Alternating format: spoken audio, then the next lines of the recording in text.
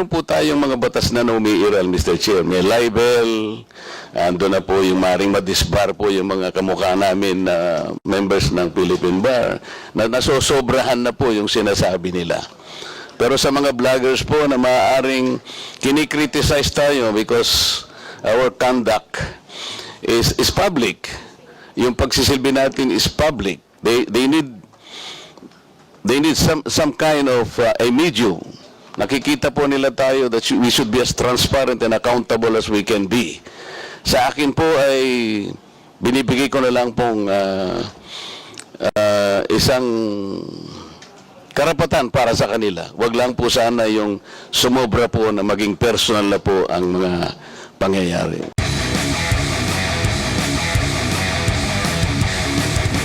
How can we address this looming problem that the country faces in relation to fake news and deep fakes, false narratives and false information in the face of certain gold standard set by our Supreme Court?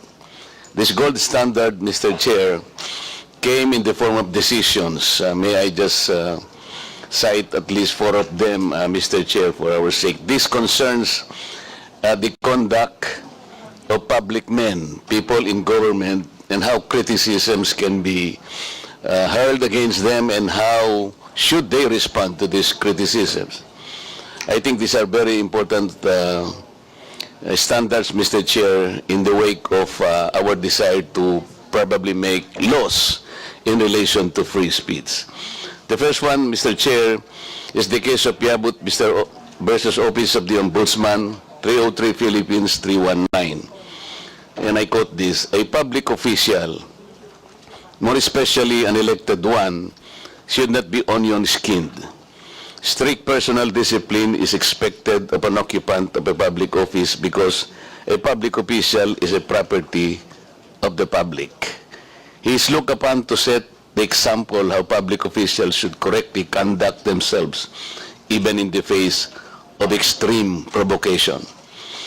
The second standard, or the second case that reiterates this standard, Mr. Chair, is United States versus Bustos, 37 Philippines 731. And I quote this: the interest of society and the maintenance of good government demand a full discussion of public affairs, complete liberty to comment on the conduct of public men is a scalpel in the case of free speech. The sharp incision of its probe relieves the abscesses of officialdom. Men in public life may suffer under a hostile and unjust accusation. The wound can be assuaged with the balm of clear conscience. A public officer must not be too-skinned with reference to comment upon his official acts. The third one, Mr. Chair, is Sason versus CA, 325 Philippines 1053. On this point, the rule is that defamatory remarks and comments on the conduct of acts of public officers which are related to the discharge of their official duties will not constitute libel if the defendant proves the truth of the imputation. And the last one, Mr. Chair, is De Leon versus People 776 Philippines 701. And I quote this: while petitioners' declarations may be offensive, they are not actionable by themselves. Being sensitive has no place in this line of service, more so when allowing otherwise has the potential to create a chilling effect on the public. Mr. Chair, why am I stressing this gold standard as enunciated by some of the important decisions of the Supreme Court?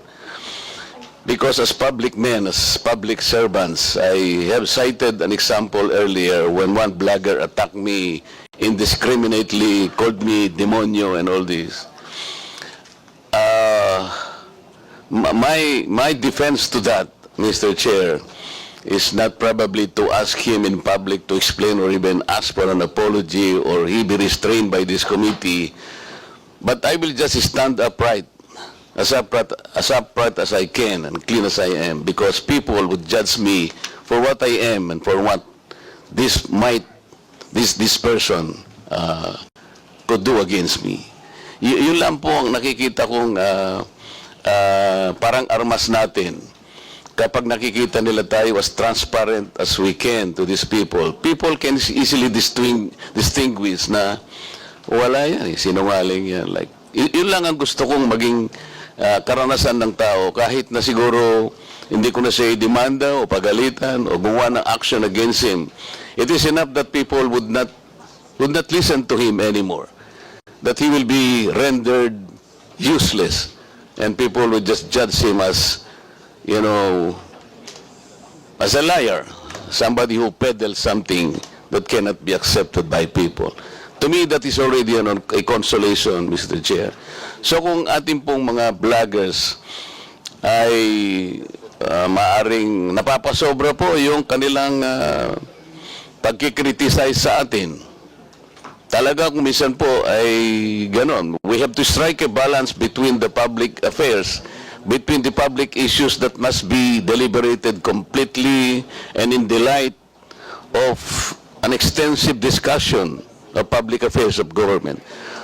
You have to strike a balance between the importance of these issues discussed in public and the hostile accusation that might arise from this.